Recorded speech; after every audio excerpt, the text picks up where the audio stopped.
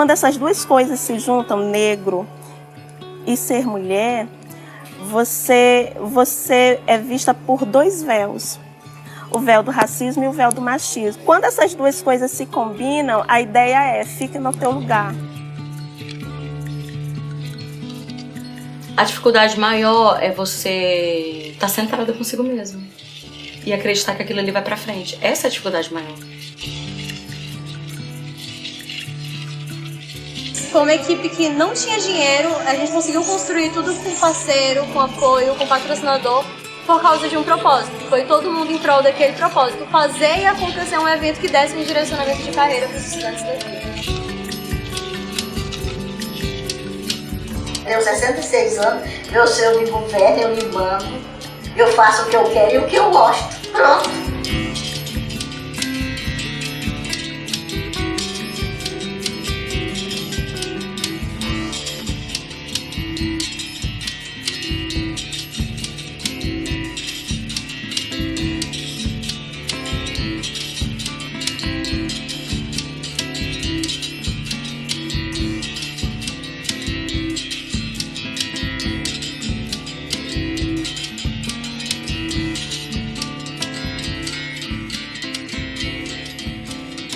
O empreendedorismo feminino ele vem crescendo muito, não só por questões de necessidade, né, mas também de oportunidades. A mulher tem havido um empoderamento da mulher, né, nesses últimos anos, e ela está mais aguerrida de buscar o seu espaço, de assumir lideranças. Cresceu muito mais a mulher vindo empreender, diminuiu do homem. Ou o homem estabilizou e o da mulher cresceu? O da mulher cresceu. Era uma diferença bem grande entre a mulher empreendedora e o homem empreendedor, né? Então cresceu, há alguns anos atrás, a pesquisa GEM que a gente faz, o Sebrae tem todo ano, estava 50%, né? 50-50. Ser empreendedor, como eu já falei, essa palavra já é enorme, então já é uma carga, né? Que a gente escolhe. Ser empreendedor social, para mim é uma...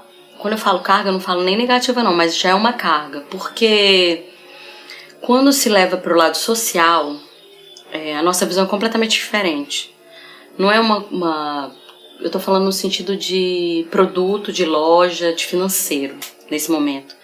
Quando a gente é um empreendedor, a gente vai na cara, eu quero vender aquilo, eu quero ganhar dinheiro, eu quero ficar rico. Aí você assume o ônus e o bônus de toda a nomenclatura disso. Se der certo, se der errado, isso desespero não.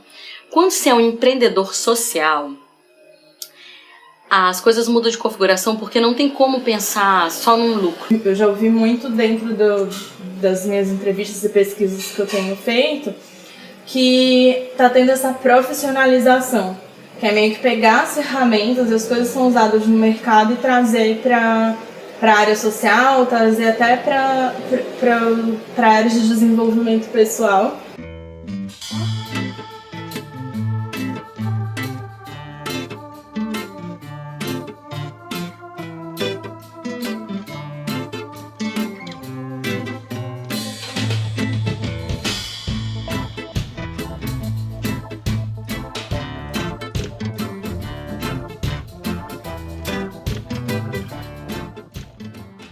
Em 2002, nós fundamos a Associação de Mães do Rio Grande, com 50 mulheres, e para fazer o artesanato. Eu era funcionária pública, né? Aí, na época, eu passei a trabalhar à noite e senti o dia vago, assim. Eu comecei a conversar com as pessoas mais próximas, vamos fundar uma associação, vamos trabalhar com artesanato. E todo mundo aceitou, concordou. Os que não sabiam, aprenderam. Eu disse, olha, quem sabe vai ensinar quem não sabe. E aí eu comecei a chamar gente para dar curso. Para dar curso também. Não foi só nós aqui, o Sebrae vinha dar curso de empreendedorismo, de todo, assim como trabalhar com o comércio, como fazer design. A gente começou assim, e foi motivando elas também, aprendendo a fazer outras coisas sem ser só o artesanato.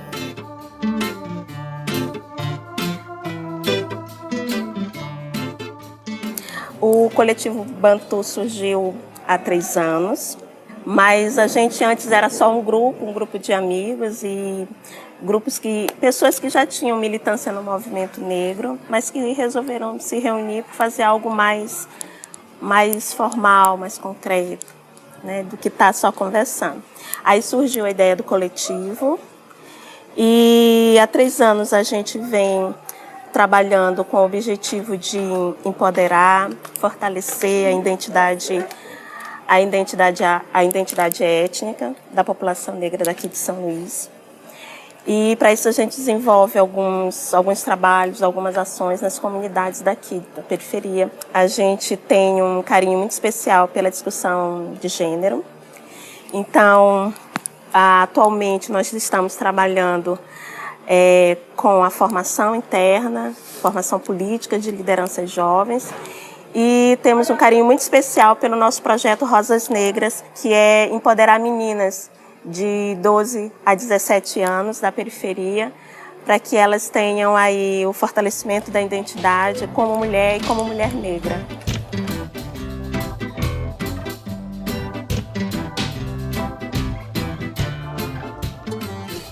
Então, a Cadê Beltrano, ela surgiu de uma necessidade de uma procura, né? Nós, como grandes inquietos criativos, precisávamos de uma vertente que nos chamassem para algo. E aí eu, uma designer que gosto de bolsas, de acessórios, trouxe isso. E convidei mais 3 Beltranos para fazerem parte junto comigo, que é a Jana Lindoso, a Fernanda Monteiro e o João Belfort. E a gente vem junto nessa sequência de fazer a Cadê Beltrano, que é uma marca hoje de bolsas. De um processo de incubação que nós viemos, nós precisávamos, uma das ações era essa. Porque tem a ver com o nosso lado social. E aí um dos nossos desafios era descobrir alguns parceiros ou parceiras. Chegamos na Vila Verde, numa comunidade só de mulheres, que era o Clube de Mães da Vila Verde. E aí lá a gente fez uma proposta falando o que era a Cadê Beltrano, como a gente queria, qual era o nosso sonho, que a gente queria dividir aquele momento. Foi quando a gente encontrou algumas mulheres da Vila Verde e fizemos a proposta e elas aceitaram. Então hoje em dia a gente já consegue essa relação, a Cadê Beltrano é isso.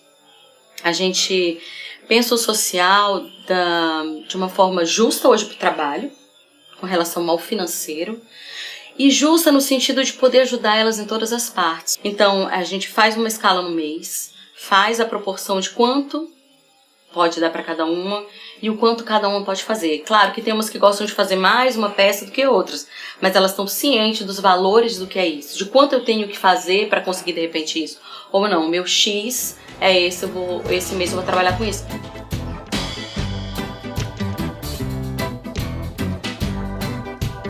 O Teoria Estudante, ele nasceu de um bate-papo com um amigo que já tinha trabalhado comigo há uns anos atrás.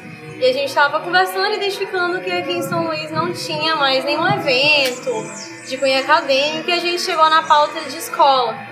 Que quando eu estava na escola e quando ele estava na escola, a gente tinha dificuldade de direcionamento vocacional, assim como a maioria dos jovens.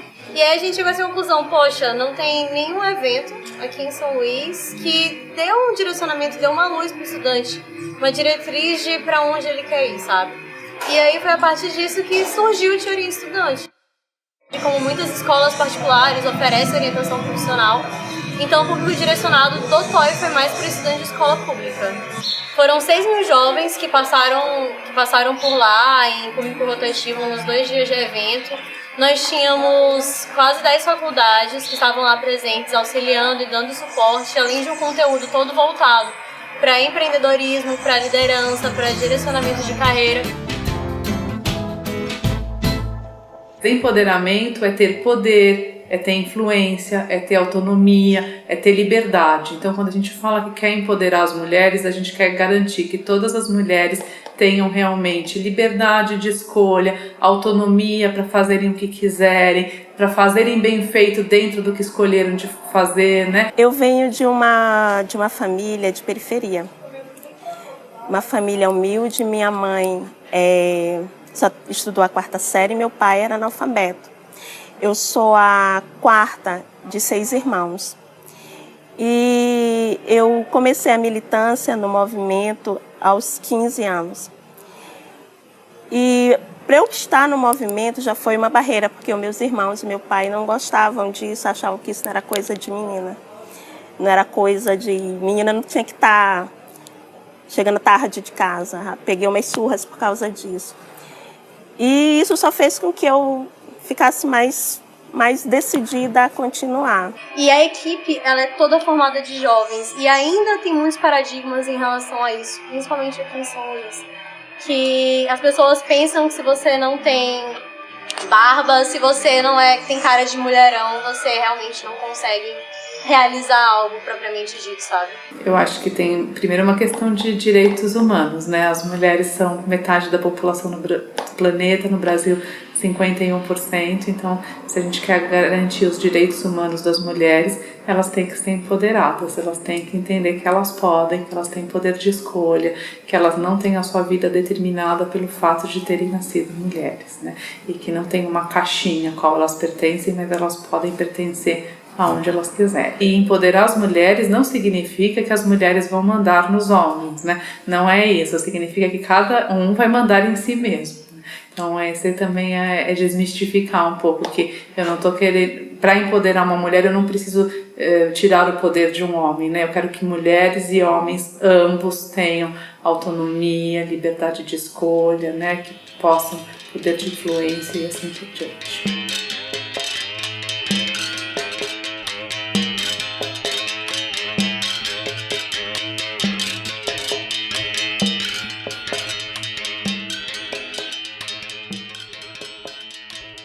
Todo o empreendedorismo, ele possui seus lados bons e os seus lados, eu não vou dizer ruim, mas as suas dificuldades, né?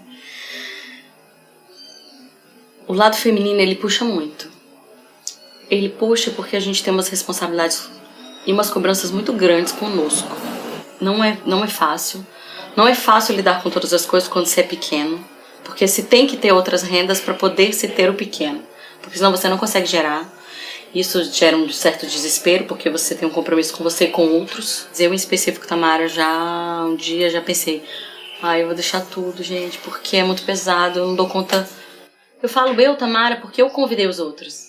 Então, acaba que você é um pilar, de uma certa forma. Hoje a gente já quase não encontra local de venda, né? Já agora, de mês de junho para cá, melhorou um pouco. Mas nós passamos aí uns 5 anos, que a gente não tinha onde vender. Isso aí, a gente tem muitas que saem do grupo por isso. E quando cai a venda, aí a gente não encontra comprador, aí eles saem, vão procurar outro meio. A comunidade é pobre, não tem, né, ninguém tem renda, nem média, às vezes tem muita gente que não tem. Tudo é mesmo de baixa renda. Mas o maior desafio é o psicológico. O maior desafio é o psicológico de uma cobrança interna e ao mesmo tempo de uma cobrança externa. Porque se você já está com tudo isso, eu posso dizer que a minha riqueza, como é que você vai deixar afundar? Aí você não faz mais. Aí você se desanima os outros, ainda desanima as mulheres que você conseguiu animar. Mas hoje elas podem sonhar um pouco mais. Imagina se eu desisto. Que vem com tantos sonhos. Será que você se reergue de novo? Às vezes não. Então o maior desafio, a maior barreira que eu vejo mesmo é uma barreira psicológica. Psicológica pessoal, psicológica social. Porque o próprio nome fala, é um empreendedorismo social. Você tem que estar bem para fazer bem ao outro. E querendo ou não, o outro tem que te dar um retorno dessa benfeitura, porque senão tu também te desanima.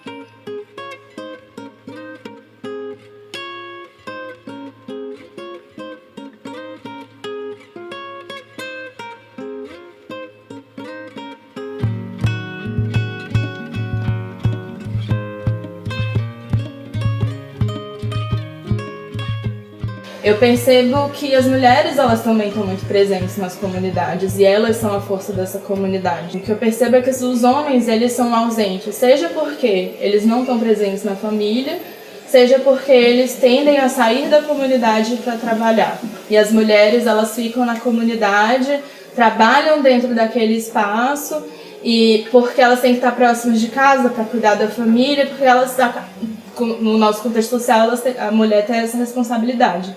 Então, o que a gente tem? Tem muitas associações, muitos grupos que a gente atende que são formados mais por mulheres, que a liderança é feminina, né? Então, isso é quase todas as cidades do estado, você percebe a grande maioria, apesar de alguns, a direção, a liderança do grupo ser masculina, mas o contexto do grupo como um todo é mais formado por mulheres do que por homens. E esse senso de agregação, de organização, ele tem crescido bastante no estado. Aqui mesmo em São Luís, a gente trabalha com alguns grupos na área Itaquibacanga, na área rural da ilha, muitos ligados a artesanato, né?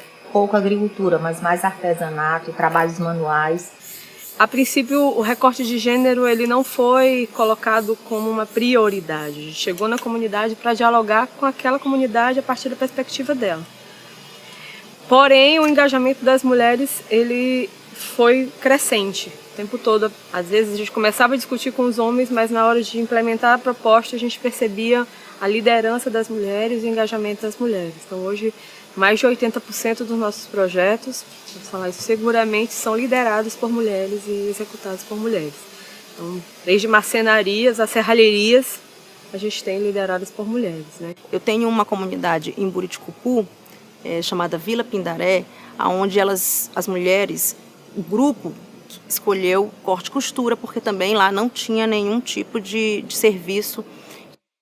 E elas começaram a atuar à tarde, como um exemplo que nós temos de vários projetos que precisam ser à tarde, porque de manhã tem outros afazeres. E os maridos começaram a se incomodar por essa participação da mulher na atividade e deixar os afazeres de casa como um segundo plano. Elas tiveram que se adaptar. Então eu tenho um exemplo de uma pessoa que tinha depressão, e essa mulher passava por problemas familiares, né, lá com o marido, e ela começou a fazer parte do grupo, e ela depois melhorou a questão da autoestima, mas infelizmente o marido a proibiu de fazer a atividade. Eu pedi para o representante da Vale, fez uma conversa, pediu para a rede, né, de assistência, que são os CRAs das prefeituras, intervir, mas nós não tivemos sucesso. E ela não pôde mais participar do grupo por intervenção do marido, porque ele falou que aquela atividade estava atrapalhando a rotina da casa. Muitas mulheres têm significado a oportunidade de sair de casa, de ter o seu negócio, de conseguir dialogar uma relação mais igualitária de poder com seus companheiros, de poder contribuir de uma melhor forma na manutenção da casa, na sustentação dos filhos. E isso traz para a mulher um empoderamento muito grande, né? Ela já se vê como um sujeito na sociedade, ela se vê como um sujeito que pode ajudar a mudar a comunidade dela, e ela não se vê mais sozinha. Antes ela se via como uma mulher sozinha, que não tinha possibilidades de dialogar na sua própria comunidade. Trazer um grupo para essa mulher faz com que ela se sinta mais forte, na medida que ela sabe que se ela tiver algum tipo de necessidade, ela tem com quem contar. A relação familiar. Elas estão fora de casa, né? Mas nós temos mais a parte. Mas aí elas depois têm que deixa o marido de barriga cheia. Mas aí elas tiveram relataram alguma dificuldade, eles reclamarem alguma coisa? Não, eles não reclamam não. São parceiros. A maioria não tem. Aliás, aqui só minha irmã tem marido, eu tenho. E as meninas, graças a Deus, que nem querem. Como é que seu marido então vê isso? Ele lhe apoia? Não, ele não se importa comigo, não. Eu já disse pra ele, a gente agora, eu tenho 66 anos, eu me governo, eu me mando, eu faço o que eu quero e o que eu gosto. Pronto. Eu não se importo, não. Eu vou para onde eu quero, eu chego a hora que eu quero, eu viajo. Eu tenho uma filha no Rio de Janeiro. Eu vou para lá, eu venho, eu vou lá para o meu interior, que é o interior de Barreirinhas, eu nunca deixei de ir, vou. Não, ninguém vem para o meu lado, né? Eu com 66 anos, se eu não me governar, é melhor eu morrer, né? Porque ainda tem uma pessoa para estar me dirigindo, para que eu aceito, não. Eu não aceito. Agora uma curiosidade, a senhora já teve alguma delas aqui que teve esse problema familiar? Vou lá em casa fazer o almoço do velho. É minha irmã, ela. Oi, prazer, tudo bom? Tudo bem, minha filha. Como é seu nome? Marcolina. Marcolina, prazer, Monique. Aí eu tenho que cuidar do rei, né, não? Não tem que agora tá com fome, tava tossindo, chegou e... Tá ligando. Aí tá ligando. Numa sociedade onde as mulheres são sobrecarregadas com os afazeres domésticos, com o trabalho do cuidado, eventualmente vão sobrar menos horas para os seus próprios negócios, né? Então, se eu estou mandando as mulheres para o mundo do trabalho, eu preciso trazer os homens para o mundo privado, né? Então, esse reequilíbrio de papéis, essas divisões de tarefas, hoje também impactam negativamente as mulheres. Porque hoje ainda tem muito homem assim, machista, só quer do jeito dele, né? A mulher tem que obedecer. Agora, eu sempre digo assim, do momento que você trabalha, você não tem que andar depois debaixo de pé de homem, não. Vamos viver igual, né? Numa igualdade. Se você bota, eu também boto. Se você tem seu serviço, eu também tenho o meu. Se você tem a sua responsabilidade, eu também tenho a minha. Assim que comigo é assim, que eu não tenho. Você tem sua responsabilidade, eu tenho a minha. Você quer cumprir a sua, eu também quero cumprir com a minha responsabilidade.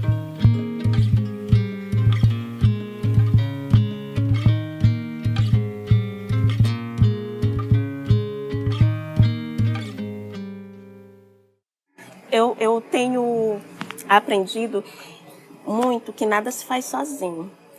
Então, eu acho que um dos primeiros pontos é a gente aprender a trabalhar colaborativamente em conjunto. Não adianta a gente achar que um vai trazer, porque não vai. Porque muitos tentaram e muitos caíram. Mas quando a gente passa a trabalhar junto, coletivamente, buscando o que nos une, não o que nos separa, a gente começa a ter soluções. Não dá para fazer as coisas sozinho, não dá para você dizer eu vou sozinho. Então, quando eu tô aqui falando para vocês, tem um monte falando atrás, tem um monte de gente que é igualzinho a mim, que veio do mesmo jeito que eu, que veio dos mesmos lugares e que passam todos os dias pelas mesmas coisas que eu passo. Só não tem oportunidade de estar aqui falando. A gente foi criada muito numa lógica de competição, né? A competição não é só entre as empresas, mas é entre as várias causas sociais, entre os vários organismos e ONGs que trabalham para essas questões, né? O dinheiro é escasso, os recursos são escassos, então a gente é automaticamente induzido para uma lógica de competição, né? Os egos são grandes, né? Agora, se a gente não trabalhar em rede, se a gente não se complementar, a gente vai demorar muitos anos para mudar o que a gente precisa mudar num período mais curto.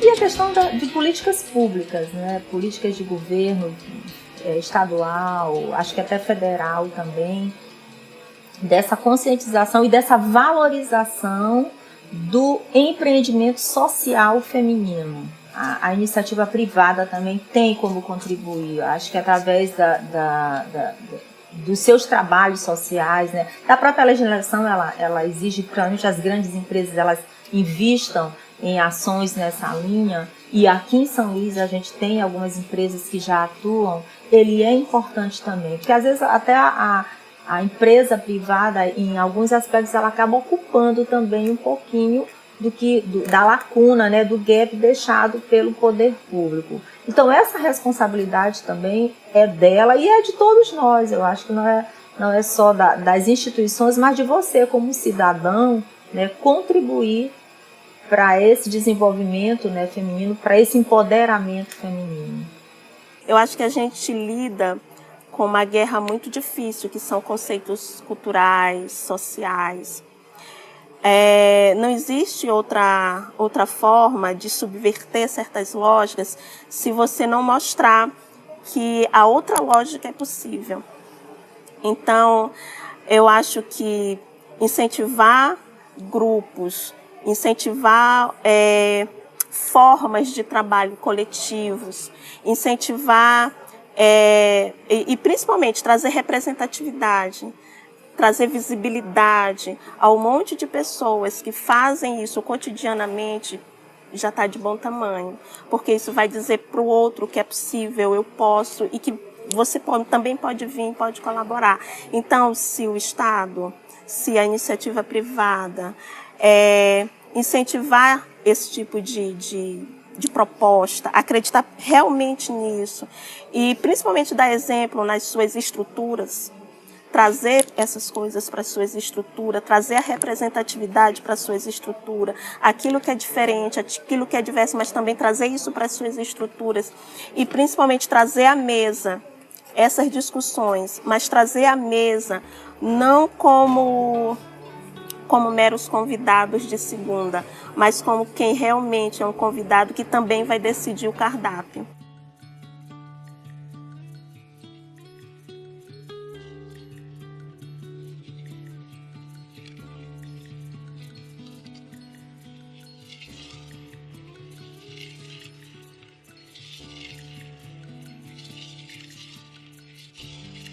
O TOI ele virou um projeto social, né? Ele é um projeto social, o objetivo dele é atingir a classe mais baixa, os estudantes que não têm poder aquisitivo e que também precisam de acesso à informação. Hoje eu me vejo como uma pessoa que está tentando mudar esse cenário desde o ensino médio, desde o ensino fundamental. A gente está buscando projetos que não atenda só quem está na faculdade, e não atenda só quem está no ensino médio, porque a formação, a opinião dos jovens, das crianças, elas começam desde cedo. Então acho que eu me vejo como uma pessoa que está tentando transformar nesse aspecto, de tentar dar mais protagonismo para que eles consigam se ver como pessoas que podem gerar impacto também, sabe? Eu sou extremamente feliz aqui em São Luís, porque eu sinto o poder mesmo, o poder que eu tenho de influenciar em coisas positivas. Quando eu pensei em desistir, eu falei, gente, mas eu não posso desistir, porque eu tenho várias pessoas que se espelham em mim. Eu acho que quando a gente quer realmente transformar, fica meio clichê, mas eu acho que primeiro você tem que se transformar. Eu me transformei em muita coisa, porque eu nasci assim, e fui aprendendo com a caminhada. Mas eu me vejo, junto com os meninos e as meninas do coletivo, eu me sinto muito forte nesse sentido, porque eu não estou sozinha, eu não faço nada sozinha. E isso me orgulha muito, porque eu não estou falando por mim, eu estou falando pelo meu povo, pelas meninas das periferias que eu converso, pelos meninos da Bantu e por todos os outros que vieram antes de mim, por todas as outras que vieram antes de mim. Eu espero ter representado bem todas essas negonas e negões daí. Eu me sinto muito feliz, porque a gente diz que também só é feliz quando faz alguém feliz, né? E eu me sinto muito feliz com isso, porque logo nós estamos fazendo aquilo que a gente gosta. Eu faço aquilo que eu gosto, né? Eu gosto muito de trabalhar com artesanato, de trabalhar com as mãos. Então, fazer coisas diferentes, né? Então, eu, junto com elas, eu me sinto feliz.